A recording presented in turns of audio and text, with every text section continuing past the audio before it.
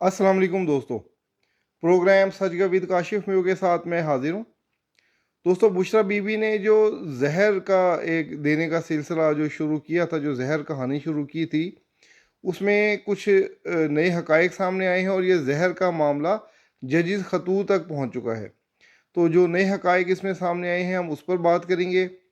इसके अलावा दोस्तों, पाकिस्तान के लिए कुछ अच्छी अच्छी खुशखबरियाँ भी हैं और जो भारतीय एजेंसी राह है, उसके खौफनाक मंसूबों सामने आ रहे हैं। हम इन पर भी बात करेंगे। और इसके अलावा दोस्तों, पाकिस्तान में जो इस वक्त मौजूदा जो सूरत हाल चल रही है, इमरान खान की जो मुश्किलात हैं, वो बढ़ रही हैं या कम हो रही हैं, इस पर बहुत बहस हो रही है। जो इमरान खान के मुखालफिन हैं, वो चाहते हैं कि ये मामला ज़्यादा बढ़े, जबकि इमरान खान के जो हामी हैं उन्हें लग रहा है कि इमरान खान के लिए आसानियाँ ही आसानियाँ आ रही हैं।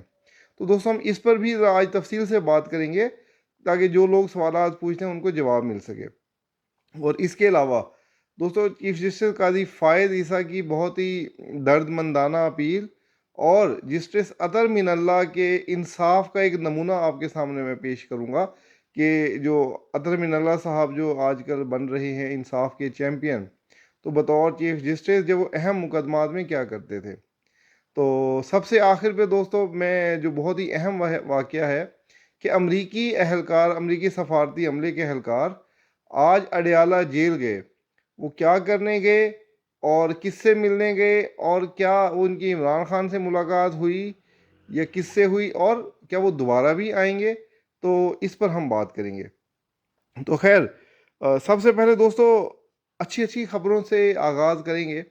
तो पाकिस्तानी मईशत बेहतर भी हो रही है और आज ही आईएमएफ की जो डायरेक्टर हैं, उनका भी बयान आया है। उसके डायरेक्टर कम्युनिकेशन ने एक तो उन्होंने इसके हवाले से बता दिया कि जो पाकिस्तान और आईएमएफ का जो मुआहिदा जो 19 मार्च को हुआ था, अब उसकी इस मंथ के आखिर तक बोर्ड मीटिंग होने वाली है और वो किस्त तो पाकिस्तान को मिल ही जाएगी। उसके अलावा साथ साथ अगले मुआहिदे के लिए भी उन्होंने वो क्या कहते हैं कि ग्रीन सिग्नल दे दिया है कि पाकिस्तान आईएमएफ के साथ जो मुज़ाकरात शुरू हो जाएंगे और आईएमएफ अगले प्रोग्राम पे भी बात करने के लिए पाकिस्तान के लिए तैयार है। तो ये पाकिस्तान की मईशत के लिए बहुत अच्छी खबर है। दोस्तों, मैं काफ़ी दिनों से आपको मईशत के हवाले से अच्छी बातें कर रहा हूँ, गो के आईएमएफ के कर्ज को कोई ज़्यादा तारीफ़ के काबिल तो नहीं होता, लेकिन जो हमारी हालत है ना, इस वक्त हमारे पास वाहिद आसरा यही है कि हम आईएमएफ की मदद से आगे चलें और अपने निज़ाम को ठीक करें। आईएमएफ हमसे हमारा निज़ाम ठीक करवा रहा है, तो टैक्स के मामला में बेहतरी लाने की बातें होती हैं वगैरह वगैरह। खैर, इसके साथ साथ मईशत के साथ साथ इसमें ना दो तीन और चीज़ें भी जुड़ी हुई हैं। एक तो पाकिस्तान के हवाले से अच्छी खबर ये है कि हमारी ब्लूमबर्ग जो है अपना आलमी इदारा अमरीकी, उसने हमारी मईशत के हवाले से बताया है कि बहुत अच्छी खबरें दी हैं। ये कहा है कि हमारी मईशत एक तो तेज़ी से आगे बढ़ेगी और सबसे बढ़कर अगले साल महंगाई में 11% कमी होने के इम्कानात हैं। यानी तकरीबन अभी अगर महंगाई है 20 से 21% है, तो वो 10, 11, 9, 10, 11% तक आ सकती है, जो कि बहुत ही खुश आइंद है। अगर हमारी मीशत मज़ीद अच्छी हो गई तो इसमें और बेहतरी आ सकती है। जिस तरह नजकारी के मामला चल रहे हैं और सऊदी अरब से और दीगर ममालिक से बातें चल रही हैं, पीआईए की नजकारी शुरू हो गई है, तो ये सब चीज़ों से हमारी मीशत एक दफ़ा चल पड़ेगी और इसमें बूम आ जाएगा। तो डॉलर का रेट भी कम होगा और मईशत भी बेहतर होगी, शरह सूद भी कम होगी। लेकिन इसके साथ साथ जो ख़तरात हैं वो भी अपनी जगह पर उसी तरह से बरकरार हैं। एक तरफ तो हम अपनी मईशत को बेहतर कर रहे हैं, लेकिन जो हमारे दुश्मन हैं वो भी ताक ताक कर निशाने लगाने के लिए तैयार बैठे हैं। भारतीय एजेंसी जो रॉ है उसकी सरतोड़ कोशिश है कि पाकिस्तान में अदम इस्तेहकाम बरपा हो। और ये बरतानवी अखबार ने आज ही बताया है कि भारतीय रॉ तकरीबन 20 अफराद को पाकिस्तान में अपने स्लीपर सेल्स के ज़रिए कत्ल करवा चुके हैं। इससे पहले वो अमेरिका में और कनाडा में भी उन पर इल्ज़ाम साबित हो चुका है। तो अब ये पाकिस्तान तो पहले ही भारतीय जो है ना उसकी दखल अंदाजी को या दर अंदाजी जिसको कहते हैं उसका पहले ही शिकार है और बार बार अपनी आवाज़ें उठाता रहा है। तो अब दुनिया भी कह रही है کہ بھارت ایک دہشت گرد ملک ہے. اس سے نہ صرف یہ کہ بھارت کو نقصان ہوگا، بھارت کی معیشت کو نقصان ہوگا، بھارت FATF میں بھی گرے لسٹ میں بھی جا سکتا ہے. اور پاکستان کو تو خیر اپنی آنکھیں کھلی رکھنی ہی ہے. ہماری ایجنسی اس وقت بہت اچھا کردار ادا کر رہی ہے.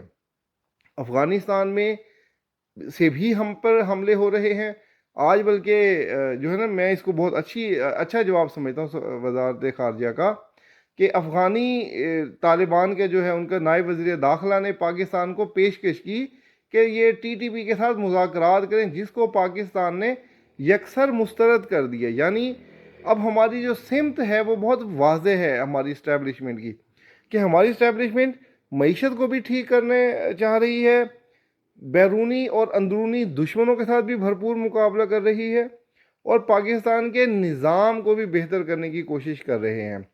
تو یہی وہ راستے ہیں جو کہ میں نے کل بھی بات کی تھی، کہ سیاست دانوں کے ساتھ ان کا ایک جو بھی معاہدہ ہے وہ بہت اچھے طریقے سے چل رہا ہے، اور سیاست دان اپنی حدود میں رہ رہے ہیں. اسٹیبلشمنٹ بھی کچھ جگہوں پر تو خیر وہ بہت زیادہ، مطلب اسٹیبلشمنٹ اب یہ کہنا چاہیے کہ سیاست دان اس راستے پر چل رہے ہیں جو اسٹیبلشمنٹ نے ان کو بتایا ہے. تو اچھی بات ہے، مل کر چل رہے ہیں. پاکستان کو اسی جو ہے نا استحکام کی ضرورت تھی. تو سب سے اچھی بات یہی ہے کہ اب وہ چیزیں بہتری کی طرف آ رہی ہیں. افغانستان کے ساتھ ہم بہت سخت رویہ ہو گیا ہے، جس طرح بھارت کے ساتھ ہے اس سے ملتا جلتا ہی اب افغانستان کے ساتھ بھی ہے. تو دہشت گردی سب میں ہو رہی ہے، ایران میں بھی ہوئی ہے، تو پاکستان نے اپنی سمت درست کر دی. یہ بہت اچھی اور خوش آئند بات ہے. تو دوستو اب میں اگلی ہم بات کرتے ہیں چیف جسٹس قاضی فائز کی. دوستو چیف جسٹس قاضی فائز صاحب نے بہت ہی درد مندانہ انداز میں اپنے ریمارکس دیے تھے کہ سوشل میڈیا پر عجیب عجیب باتیں ہیں اور مجھے بڑی شرمندگی ہوئی. یعنی کیا آپ نے فیصلہ کر لیا ہے کہ اس ملک کو تباہ کرنا ہے؟ میں آپ کو بار بار یہ بات کہہ رہا ہوں کہ سوشل میڈیا اس وقت ہمارے دشمنوں کا بڑا مین ہتھیار ہے.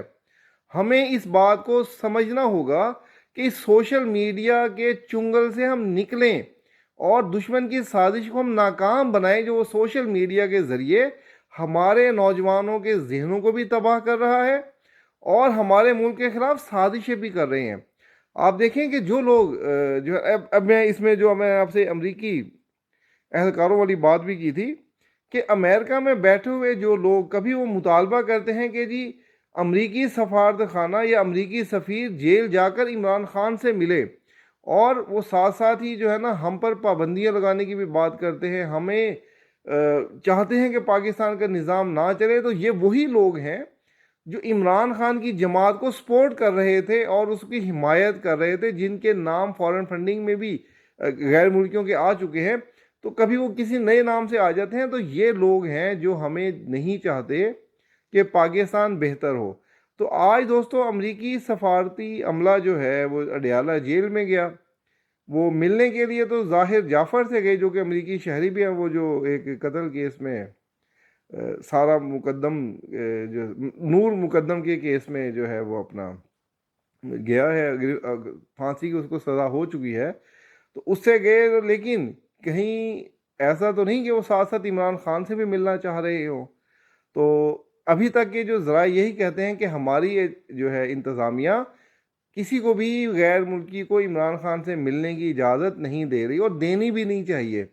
ہمیں اپنے اس نظام کو ٹھیک کرنا ہے. تو عمران خان کی مشکلات کی باتیں میں دوستوں میں ضرور کروں گا آپ کے ساتھ. تو اکثر دوست یہ کہتے ہیں کہ جی عمران خان کو تو لاڈلا ہے اور عمران خان کی بڑی آؤ بھگت ہو رہی ہے. تو پہلی بات یہ ہے کہ ہم سب کو یہ ذہن میں رکھنا چاہیے کہ عمران خان جیسا بھی تھا، لیکن وہ بطور وزیر اعظم ہمارے ملک میں کا سربراہ رہا ہے، اور تقریباً کچھ 3.5 پونے 4 سال تک وزیر اعظم کے عہدے پر رہا ہے. تو یہ والے جو حقوق ہیں یہ عمران خان کو ملنے ہیں. تو باقی عمران خان کی جو مشکلات ہیں وہ ابھی ختم نہیں ہو رہی. آپ دیکھیں کہ سائفر کیس جو کہ ایسا لگ رہا تھا کہ بہت ہی اڑ جائے گا، لیکن اس میں بات وہیں پر آ رہی ہے بار بار کہ جج صاحبان بھی یہ کہہ رہے ہیں، حتیٰ کہ وہ جج صاحبان بھی جو عمران خان کے حق میں تھے یا جو خط لکھ رہے ہیں، جس کا میں ابھی زہر کہانی کے میں بھی آپ کو بتاؤں گا میں، تو وہ جج صاحبان بھی عمران خان کو اب سپیئر کرتے نظر نہیں آ رہے، اور وہ ایسے سوالات اٹھ رہے ہیں، یعنی کہیں نہ کہیں تو عمران خان سے کوتاہی ہوئی ہے۔ سائفر مجھ سے گم ہو گیا، یہ جملہ عمران خان کا آخری وقت تک پیچھا کرے گا۔ میں آپ کو ہمیشہ کہتا تھا کہ سائفر کیس ایک بوگس کیس ہے، لیکن اس کو عمران خان نے اپنی بے وقوفی سے اپنے لیے اہم بنا لیا۔ اگر عمران خان یہ اقرار نہ کرتا تو شاید اس کیس کی کچھ اہمیت نہ ہوتی، لیکن عمران خان نے وہ چور کی داڑھی میں تنکا، تو عمران خان نے اس کو اپنی طرف سے چلاکی کر وہ اس کے گلے پڑ گئی۔ تو سائفر کیس میں یہ تو ہو سکتا ہے کہ عمران خان کی سزا کچھ کم ہو جائے، لیکن مجھے عمران خان کی بریت ہوتی ہوئی اس طرح سے ابھی نظر نہیں آ رہی، یا جج صاحبان کے درمیان ٹائی بھی ہو سکتا ہے۔ تو اس کے علاوہ ایک اور مشکل عمران خان کے لیے کہ جو ٹیریان وائٹ والا کیس تھا جو کہ 1 سال سے پینڈنگ تھا، وہ بھی عید کے بعد دوبارہ اس کی سماعت شروع ہونے والی ہے، تو وہ بھی ایک نیا رنگ اختیار کر لے گا، اور عمران خان کے لیے مزید مشکلات بڑھ رہی ہیں۔ اور میں نے آپ کو کل کرپشن کیس کا بھی بتایا تھا کہ وہ بھی عمران خان کے لیے مشکلات پیدا کر دے گا۔ تو عمران خان کے حامی ذرا تھوڑا سا دل تھام کے رکھیں، ابھی عمران خان کے لیے کوئی آسانی نہیں آئے گی، اور وہ ابھی جیل میں دیسی مرغے، دیسی مٹن، دیسی گھی، دیسی روٹیاں، اور ابھی جیل میں ہی کھانی پڑیں گی عمران خان کو کافی طویل عرصے کے لیے۔ تو عمران خان کی مشکلیں کم ہوتی ہوئی نظر نہیں آ رہی، باقی سہولیات وہ رہیں گی، وہ ایک بطور وزیر اعظم ملتی ہیں سب کو۔ اب دوست میں آپ کو جیل کہانی کا بتاتا ہوں، سوری زہر کہانی کا۔ آپ دیکھا ہوگا کہ بشرا بی بی نے پہلے عمران خان کا نام لیا کہ عمران خان کو زہر دیا گیا، پھر بشرا بی بی نے اپنا بھی کہہ دیا جی مجھے بھی زہر دیا گیا تھا، اور اب وہ ثابت ہوا کہ ڈاکٹر نے بھی کہہ دیا کہ کوئی زہر نہیں دیا گیا۔ لیکن اب یہ جو ججز کو جو خطوط ملے تھے تمام سپریم کورٹ اور ہائی کورٹس کو، لاہور، اسلام آباد میں اور سپریم کورٹ میں، اس میں اب فورینسک رپورٹ میں یہ بات سامنے آئی ہے کہ اس کے اندر وہ تھا سنکھیا، جس کو کہتے ہیں نا زہر، اس کی 10% مقدار تھی۔ زیادہ مقدار ہو تو وہ ذرا کچھ خطرناک بھی ثابت ہو سکتا ہے، لیکن بہت تھوڑی مقدار تھی اس کی۔ تو یہ زہر کون دے سکتا ہے؟ تو یہ زہر جو کرنے والے تھے نا، ابھی تفتیشی ادارے بہت تیزی سے اس میں تحقیقات کر رہے ہیں۔